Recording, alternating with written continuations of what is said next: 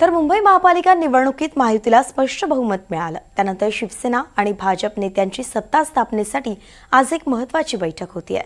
शिवसेना सरचिटणीस राहुल शेवाळे आणि भाजप मुंबई अध्यक्ष अमित साटम यांच्यात ही बैठक होईल।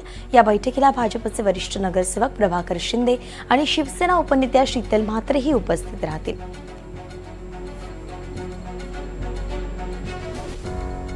दरम्यान सेनेच्या नगरसेवकांचं ताज लँड्स इंडिया हॉटेलमधून चेकआउट झालंय। सेनेच्या नगरसेवकांचं ताज लँड्स या हॉटेलमधून चेकआउट पाहायला मिळत आहे। आज शिवसेना नगरसेवक कोकण भवनला जाणार नाहीत।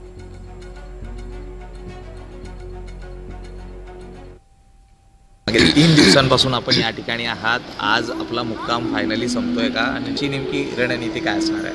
नाही, कालचं आमचं सेमिनार झालं आणि आज आम्ही निघालोय। बाकी रणनीती काहीच नाही।